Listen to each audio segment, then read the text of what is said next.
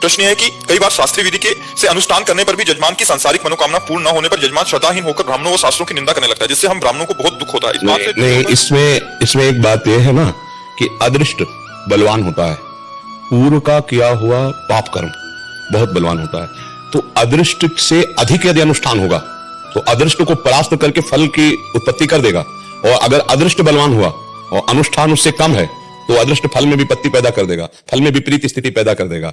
इसीलिए उपासक को चाहिए कि कर्म के फल में सुख दुखे समय कृत्वा, भगवान श्री कृष्ण चंद्र जी कह रहे हैं, लाभा लाभो जया जयो, जय और पराजय में, लाभ और हानि में, सुख और दुख में समान भाव रखे। यदि फल चाहिए ही तो उसे पुनः पुनः अनुष्ठान कराना चाहिए, जिससे अदृष्ट का नाश हो जाए। एक बार विद्यारण्य नाम के बहुत बड़े सन्यासी महापुरुष हुए हैं, वो बहुत बड़े प्रकांड ज्ञाता, ब्रह्म तत्व के वेदांतों का अद्भुत भाष्य करने वाले महापुरुष। पहले वो जो गरीब ब्राह्मण के घर जन्म हुआ उनका, तो अव्यवस्था खान पान तक की थी। तो जब यज्ञोपवीत संस्कार हुआ तो उन्होंने गायत्री अनुष्ठान किया। इससे सबको उदाहरण मिलेगा। गायत्री अनुष्ठान 24 लाख गायत्री का एक पुरस्चरण होता है। एक पुरस्चरण किया, फिर दूसरा पुरस्चरण किया, कोई लाभ नहीं, तीसरा पुरस्चरण किया, कोई लाभ नहीं, 23 पुरस्चरण किए 24 लाख गायत्री के। क्योंकि माता पिता बहुत धर्मनिष्ठ और भगवत प्रिय थे, इसलिए उनकी श्रद्धा गायत्री पे तो नहीं हुई, अनुष्ठान पे अनुष्ठान करते गए। पुरस्चरण पर माता पिता पधार गए, कुछ धन की 1 रुपए की प्राप्ति नहीं हुई, ऊब करके सन्यास ले लिया, और जे ही सन्यास लिया ते ही माता गायत्री स्वयं प्रकट हो गई। तो उन्होंने कहा कि माता जी 23 पुरस्चरण किए, आपने कोई संकेत नहीं किया। तो उनका तुम्हारे 24 महापराध थे, महापाप, 23 पुरस्चरण से वो खत्म हो गए। अगर 24वां पुरस्चरण वही कर लेते तो मैं प्रकट हो जाती। सन्यास ले लिया तो वो सन्यास के कारण वो एक अपराध और नष्ट हो गया। अब तुम बोलो तो देवराज इंद्र का पद तुम्हें दे सकते, जो चाहो। उनका माता अब तो हम सन्यास ले लिए, माता पिता के लिए धन संपत्ति की आवश्यकता थी, अब तो हमें ज्ञान दीजिए जिससे हम अपने स्वरूप का बोध प्राप्त। बड़े सुंदर सुंदर भाष्य उन्होंने लिखे हुए हैं। विद्यारण्य नाम के बड़े सन्यासी हुए, आदि गुरु भगवान शंकराचार्य की कृपा पात्र हुए। तो हम ये कहना चाहते हैं कि हमारे पाप यदि प्रबल हैं तो ब्राह्मण के द्वारा किया हुआ अनुष्ठान सम्यक फल प्रदान नहीं कर पाएगा। यदि अदृष्ट से ज्यादा हो, अदृष्ट के बल से ज्यादा अनुष्ठान बलवान हो, तो अदृष्ट को रोककर फल की उत्पत्ति कर देगा, पर फिर भी वो बाधा पहुंचाने की कोशिश करेगा। अदृष्ट माने दैव, दैव माने प्रारब्ध। वो ये बात समझते नहीं है। हाँ, तो अब अज्ञानी जीव है तो उनके समझने ना समझने से परिणाम में कोई अंतर तो होगा नहीं। आप करो पापाचरण और फिर इसके बाद अनुष्ठान के द्वारा मंगल चाहो, तो उस कोटि का अनुष्ठान हो कि आपके पहले पापों को भस्म कर दे, तब वो फल को प्रकट करेगा। ये तो बहुत अच्छे होते हैं जी। तो न शराब पीते हैं, न मांस मीट खाते हैं। हम केवल इतना कहना चाहते हैं कि फल में अगर उसका सुकृत है और अनुष्ठान दोनों सही है, मंत्रवेत्ता, भाव और सुकृत तीनों मिल गए तो फल निश्चित प्रकट हो जाएगा। और यदि मंत्र में त्रुटि है, अनुष्ठान के यजमान की भावना में त्रुटि है, उसके पूर्व पाप है, तो किसी भी तरह से अनुष्ठान का फल प्रकट नहीं हो सकता। और अगर मंत्र शुद्ध है, उसके भाव शुद्ध है और अदृष्ट अशुद्ध है, तो फल में वो विघ्न पैदा कर देगा। मंत्र शुद्ध है, भाव शुद्ध है और पूर्व अदृष्ट भी अनुकूल है, मतलब शुभ कर्म का फल प्राप्त होने वाला है, वो फौरन फटाफट हो जाएगा। पक्का मंत्रों जी, ब्राह्मणों का भी नुकसान हो रहा है। हाँ, ब्राह्मणों का नुकसान क्या? अश्रद्धा। आप समझो, सबसे बड़ी बात है कि ब्राह्मणों के ब्राह्मणत्व पर, उनके वैदिक मंत्रों पर, उनके अनुष्ठानों पर अश्रद्धा, ये सबसे बड़ा नुकसान है। और स्वयं नुकसान कर रहे हैं ब्राह्मण। कैसा? वो कह रहे हैं कि इस बात से दुखी होकर ब्राह्मणों ने पांडिताई कर्म छोड़कर अन्य कार्य करने लग गए हैं, जिससे वो ब्राह्मण संध्या विहीन, गायत्री विहीन हो गए हैं। उन सबको देखकर मन में बहुत दुख होता है। हाँ, तो ये उनकी मूर्खता है कि वो सत्य से रहे। हाँ, ये उनकी मूर्खता है कि वो अपने वैदिक सिद्धांत पर अटल ना रह करके धन प्राप्ति का केवल मुख्य साधन समझा। ऐसा क्या तुम्हें दैवी शक्ति पर भरोसा नहीं? क्योंकि वो यजमानों से अपमानित होना पड़ता है कि आपने नुकसान किया, हमें फायदा नहीं हुआ। हाँ, तो इसमें तुम यजमान क्या पलट का उत्तर नहीं दे सकते? क्या यजमान तुम निष्पाप हो? क्या तुमने पूर्व में पाप नहीं किए हैं? कितना बड़ा अनुष्ठान तुमने करा दिया, कितना बड़ा दान दिया, ऐसे ऐसे पाप करते हो, गर्भ हत्या, भ्रूण हत्या, व्यभिचार, नाना प्रकार के पापों का तुम पहाड़ इकट्ठा किए हो। ये छोटे मोटे अनुष्ठानों से हो जाएगा? तुम भजन नहीं करोगे, सतमार्ग में नहीं चलोगे, छोटे मोटे अनुष्ठानों से तुम्हारा लाभ प्राप्त हो जाएगा। ब्राह्मण को गाली देने से क्या होगा? और सर्वनाश हो जाएगा। और अपमान करने से क्या होगा? सुकृतों का नाश हो जाएगा। तो अब ये देखो, एक तो ये है कि हम खुद संभले, हमारे पैर खुद डगमगा रहे हैं। अर्थ की प्रधानता हो गई, मंत्र का अनुष्ठान, त्रिकाल संध्या, वैदिक सिद्धांतों के अनुसार चलना, ये ब्राह्मणत्व खो रहे हैं। ब्राह्मणत्व कोई बाजार में मिलने वाली चीज नहीं है। और देखो, धर्म व्यवस्था कलयुग चौपट कर रहा है, आप स्पष्ट देख रहे हो, चौपट कर रहा है। तो इसलिए आप लोग जो विज्ञ जन है वो तो संभाले रहो, जो भटके हुए वो तो छोड़ ही देंगे, वो तो चले जाएंगे ही। उनका तो अर्थ प्रधान विषय, उनको ना ब्राह्मणत्व से मतलब ना धर्म से मतलब, इसीलिए छोड़ दिया। नहीं तो छोड़ने वाला विषय, किसी का अपमान करने से हम छोड़ देंगे अपना मार्ग। अच्छा, विद्वान रहे, पढ़े लिखे, वो छोड़ दिए तो उसे विद्वता नहीं कहते, उसे विद्वता। उदर भरण का केवल अगर व्यवहार माना गया तो उसे ज्ञान नहीं कहते, उसे विद्वान नहीं कहते। ये केवल उदर भरण के लिए है क्या?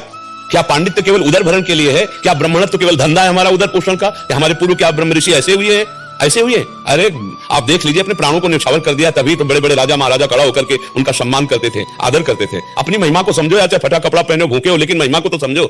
अगर महिमा को नहीं समझोगे, रुपया पैसे तो चापलूसी करना पड़ेगा, माया की गुलामी करना पड़ेगा, विकारों की, आपकी रक्षा। हाँ, ये जरूर है कि युग धर्म का प्रभाव है, कलयुग का प्रभाव है। और अनुष्ठान में आप निश्चित समझिए, यजमान की पवित्रता और आचार्य की मंत्र पवित्रता दोनों काम करती है। आचार्य का मंत्र पवित्र, अनुष्ठान पवित्र, यजमान अपवित्र है, उसके अनुसार नहीं चल रहा, फल की उत्पत्ति नहीं होगी। मनमाने आचरण करने पर फल में विपरीतता आ जाती है। मंत्र की चूक और यजमान की चूक दोनों फल पर प्रभाव डाल देती है। अब ये ऐसे तो नहीं है कि आप पंडित को 10-5 हजार रुपया दे दो, ये फल होने चाहिए, नहीं होगा तो हम तुम्हें दंड देंगे या तुम्हें गाली देंगे। ये तो दंड तो नहीं, वो गाली देते ही हैं, ऐसा क्या होगा। महाराज जी, भाव ये है कि जैसे कोई कार्य सिद्धि के लिए अनुष्ठान होते हैं, तो अनुष्ठान किया, जैसे आपने बोला अदृष्ट, जो वो एकदम पहाड़ की तरह है, तो ये काम नहीं करेगा। बिल्कुल नहीं करेगा, बिल्कुल नहीं करेगा, बिल्कुल नहीं करेगा। उसके लिए बार बार अनुष्ठान चाहिए, तब विजय प्राप्त होगी। ऐसे थोड़ी होगी कि पुत्रेष्टि संतान करो, एक ही बार में संतान हो जाएगी। अगर आपका अदृष्ट जोरदार है तो आपको बार बार करनी पड़ेगी, तभी वो नष्ट होगा, तब आपको फल प्राप्त होगा। मनमानी ऐसे थोड़ी होता है। अरे बहुत बलवान पूर्व प्रारब्ध होता है, जो पूर्व पाप है कोई साधारण नहीं होता, बहुत बलवान होता है, बड़े बड़ों को कष्ट देता है। जैसे ये शुभ कर्म किए, यज्ञ आदि या जो भी अनुष्ठान हुआ, इसका प्रभाव भी होता है। हाँ, बिल्कुल प्रभाव पड़ेगा, ये कोई निष्फल थोड़ी जाएगा। अब पंडित को गाली दे दी तो निष्फल तो हो ही जाएगा। और अगर श्रद्धा पूर्वक है कि भाई हमारा कोई प्रारब्ध है जो नहीं हो रहा, तो ये जमा हुआ जाके शुभ में, अब ये आगे शुभ प्रदान करेगा। और वो अदृष्ट जो अभी बाधा पहुंचाया, फिर अनुष्ठान करवाए, फिर मंगल कीजिए, एक दिन वो समाप्त हो जाएगा, तुम्हारा मंगल, ये सब जुड़ करके महामंगल हो जाएगा। पर ये सब पौराणिक ऐतिहासिक बातें कैसे समझ में आए जो आज के आधुनिक जन है, उनको तो ऐसा लगता है कि आप हाँ जो चाहिए वो हमें, ऐसा असंभव है, ऐसा संभव है। मंत्रों में बहुत बल है, बिल्कुल सिद्ध बात है, लेकिन तुम्हारे पूर्व किए हुए कर्म में भी बहुत बल है। अवश्य में वो भोक्तव्यम कृतम कर्म शुभाशुभम। अब देखो, एक बार भगवान श्री कृष्ण से युद्ध करने के लिए जरासंध 23 अक्षौणी सेना लेके गया, काट के फेंक दी सारी सेना। बलराम जी ने फांसा हल में जरासंध को। भगवान श्री कृष्ण ने इशारे से कहा, प्रभु जिस काम के लिए आए बड़ा सहयोग करेगा, ये मारो मत, छोड़ दो। 17 बार 23 अक्षौणी सेना लेकर के आया, 17 बार, और हार गया। अब इसके बाद गया, जितने ब्राह्मण अनुष्ठान में बैठाले थे, सब ब्राह्मणों से कहा, अगर इस बार श्री कृष्ण नहीं हारे तो सबको मृत्यु दंड दूंगा। क्योंकि वो ब्राह्मण भक्त भी था, जरासंध रोज ब्राह्मणों को दान देता, ब्राह्मणों से अनुष्ठान करवाता, पर क्रूर कर्मा भी था। उसने कहा कि अब, और भगवान का नाम नमो ब्रह्मण्य देवाय गो ब्राह्मण हिताय, भगवान का नाम रण छोड़ पड़ा है, रण छोड़ भाग पड़े भगवान उनकी रक्षा के लिए, ब्राह्मणों के अनुष्ठान को सिद्ध करने के लिए भगवान 18वीं बार भाग पड़े। जरासंध ने कहा कि अरे भाई तुम तो बड़े वीर कहे जाते, कुछ ले देखा पीताम्बर पर रहते ये भाग पड़े भगवान, बड़ा विचित्र खेल है, रण छोड़ भगवान नाम पड़ा, तभी भगवान का। अपने ब्रह्म ऋषियों की सुरक्षा के लिए भगवान भाग पड़े। ब्राह्मणों के अनुष्ठान में महाबल है, महातप है, जो भगवान को भी रण छोड़ नाम दिला सकता है। बस ये है कि अनुष्ठान में धैर्य रखा जाता है, उसमें हमारा पूर्व प्रारब्ध यदि बाधा पहुंचाए तो हमें बार बार अनुष्ठान करना चाहिए। एक बार अनुष्ठान करके ब्राह्मणों का अपमान कर दोगे तो तुम्हारा किया कर ऐसा मिट्टी हो गया और पूर्व प्रारब्ध तुम पर छा जाएगा। वैसे जिससे महामृत्युंजय है, बहुत सामर्थ्यशाली है, रोगनाशक है, और आपकी अकाल मृत्यु का अपहरण करेगा, नष्ट करेगा अकाल मृत्यु को, और आपके मृत्यु योग को भी टाल सकता है। पर अब कितना बड़ा योग आपका है, उसके अनुसार कितने हजार मृत्युंजय, कितनी पवित्रता से जब करना चाहिए, उसके अनुसार देखना चाहिए। अब तुम सोचो कि पंडित को 1121 रुपए देकर के लगाकर महामृत्युंजय का लाभ ले ले, नहीं। सर्वतो भावेन, उस समय उसको गुरु भाव से मानकर उसकी आज्ञा में, और परम पवित्र अपने आचरण, परम पवित्र दिनचर्या, और फिर मंत्र का अनुष्ठान हो, निश्चित फर्क पड़ेगा। काल महाकाल है भगवान शिव, उनका मंत्र जैसे मृत्युंजय रोग का नाश कर देगा, ये पक्का बात है, ये अनुभूत बात है। वो जीवन की आपकी जो मिटने वाली रेखा है उसको भी बड़ा भावी मिट सके त्रिपुरारी, जो विधि के अंक लिखे उसको भी मिटाने के सामर्थ्य भगवान शंकर। और उसके लिए हमें चाहिए भाव, चाहिए श्रद्धा, चाहिए पवित्रता चाहिए। अब ये सब कहां रह गया? तुम रुपए के बल से प्रारब्ध मिटाना चाहते हो, बहुत सावधानी की जरूरत है। गलती हो गई, पूर्व पाप हमारा प्रबल है, अब हम अनुष्ठान करके उसको मिटा दें। देखो, अनुष्ठान किया श्रीमद भागवत का गोकर्ण जी ने, तो महापापी धुंधकारी प्रेत बना हुआ सबके सामने विमान आया और भगवत धाम में गया ना, 7 दिन का अनुष्ठान, लेकिन और सुनने वाले नहीं गए। तब गोकर्ण जी ने कहा कि सुना तो इन लोगों ने भी, ये क्यों नहीं गए? अब जरा यहीं पर विचार कीजिए। तो उन्होंने कहा इनके और उसके भाव में अंतर है। उसने 7 दिन पानी भी नहीं पिया, और जो सुना उसका मनन किया, उसके अनुसार, मनन के अनुसार ये भगवत धाम को जा रहा है। इन लोगों ने मनन नहीं किया, इसलिए भगवत धाम नहीं जाएंगे। अगली बार फिर कथा सुनाओ, सब मनन करें तो सब भगवत धाम जाएंगे। बात समझो, एक ही जगह कथा हो रही है। धुंधकारी के लिए विमान आता और सबके लिए विमान नहीं आता। अब सब लड़ने लगे कि हमारे लिए विमान क्यों नहीं आया? क्योंकि आप में कमी है, आपका मनन, आपका उस तरह का श्रवण, आपका उस तरह का त्याग नहीं है आपके अंदर। उसने खान पान सब त्याग कर रात दिन श्रवण और मनन किया, तो उसका फल हुआ कि विमान आ गया। पंडित को दोष नहीं देना चाहिए, अपने कर्म को भी देखना चाहिए कि हमारा कर्म कितना प्रबल। हाँ, कुछ ऐसे हैं जिनको मंत्रों का ज्ञान नहीं है, जिन केवल रुपए के लिए, ऐसा वो बात अलग है। लेकिन जो मंत्रविद्ता है, जो ब्रह्मचर्य से युक्त है, जो पांडित्य से युक्त है, जो संयम नियम से, एक पत्नी व्रत को ब्रह्मचारी ही कहते हैं, हाँ, अपनी पत्नी से ही केवल अनुराग रखने वाला, धर्म के अनुसार केवल सहवास करने वाला, उसे ब्रह्मचारी ही कहते हैं। सावधानी से श्रद्धा को पुष्ट करें, ना कि श्रद्धा का नाश करें। अनुष्ठानों में पावर होता है, पर हमारा प्रारब्ध भी जोर का होता है, और वो प्रारब्ध जब रंग दिखाता है तो अनुष्ठान फेल हो जाता है, और जब प्रारब्ध कम होता है, अनुष्ठान रंग दिखाता है, तो तत्काल पूर्ण होते हुए नजर आता है। पर ये व्यर्थ नहीं जाएगा, ये आगे चलकर आपके काम आएगा यदि अश्रद्धा नहीं करोगे तो। और अश्रद्धा कर लोगे तो वर्तमान में वो क्षीण हो जाएगा। अश्रद्धा करने से अनुष्ठान क्षीण हो जाता है। मंत्र पे अश्रद्धा, आचार्य पे अश्रद्धा, अनुष्ठान पे अश्रद्धा, तो उसका फल क्षीण हो जाएगा। इसीलिए हमें लगता है कि श्रद्धावान ही वस्तु को प्राप्त कर पाता है। हम बार बार अनुष्ठान करें, अपने पापों पर विजय प्राप्त करें, तीर्थों में जाकर अनुष्ठान करें।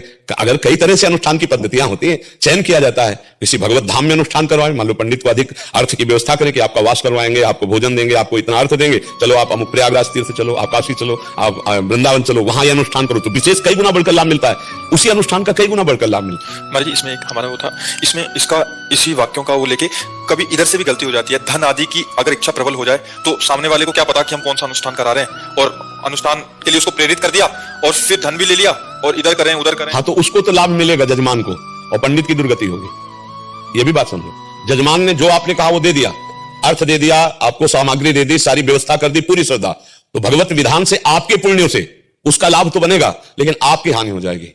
अगर आप अनुष्ठान में गड़बड़ी करते हैं तो आपकी हानि हो जाएगी, पक्का हो जाएगी, और उसको लाभ हो जाएगा, उसके लाभ नहीं रुकेगा, क्योंकि आपके सुकृत जितने जमा है उससे उसका काम जाएगा। उसने तो पेमेंट दे दिया, उसने तो श्रद्धा प्रकट की, उसने भाव किया आपको। इसीलिए ब्राह्मण का तो कर्म ही है, यज्ञ करना, यज्ञ कराना, अध्ययन करना, अध्ययन कराना, दान लेना, दान देना, सब कर्म तो है ही, लेकिन अपने कर्म में चूक कर दे तो अति मंदा। अनुष्ठान के लिए हमने पूरा संकल्प ले लिया और पूरा संकल्प ना किया, क्योंकि पुरोहित जो है वो ही पूरा अनुष्ठान का विषय जानता है, जजमान तो जानता नहीं। अब तुम जो चाहो, जैसा 4 पन्ना पलट दो, 8 पलट दो, वो थोड़ी जानता है, वो तो हाथ जोड़े बैठा है। अब आप जो कर रहे हैं उसका फल आपको मिलेगा, वो जिस भाव से कर रहा था उसका फल उसके पास पहुंच जाएगा। तो पंडित जी के सुकृतों से जाएगा। हाँ, पंडित जी के सुकृत उस जजमान के कार्य की पूर्ति करेंगे, पंडित जी का पतन हो जाएगा। ये तो घाटा है महाराज। हाँ बिल्कुल, इसीलिए तो दोनों को बहुत होश में रहना चाहिए। हमने प्रत्यक्ष देखी हुई बात कह रहे हैं। एक पंडित थे कानपुर में, वो आए और 10-12 ब्राह्मण और साथ लिए, तो मृत्युंजय का अनुष्ठान था, और जब वो लौट करके आए तो बहुत सोना रुपया बहुत चीजें मिली, और 2-4 दिन में बीमारी शुरू हुई उनकी, और ऐसी बीमारी हुई कि सांस के साथ खून, उनकी हालत खराब हो गई। लद कर फिर आश्रम में आए, गुरु आश्रम में।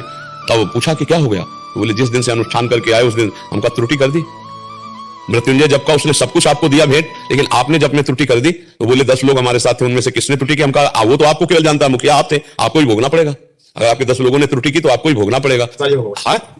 हाँ, तो फिर बोले आप क्या करें? तो हम कहा अब तुम अनुष्ठान करो अपने बचने के लिए, हम मृत्युंजय का अनुष्ठान तुम खुद करो अपने लिए, वो काट देगा। फिर उस बात उस पर बहुत सूक्ष्म है, कोई खिलवाड़ रही है। हाँ, तभी तो पंडितों के चरण छुए जाते हैं कि वो जान की बाजी लगा करके मंत्रों के द्वारा दूसरे के पापों का नाश करके उनका मंगल करते हैं, तभी तो उनका चरण पूजा जाता है, तभी उनको प्रणाम किया जाता है। ये कोई खेल साधारण थोड़ी है।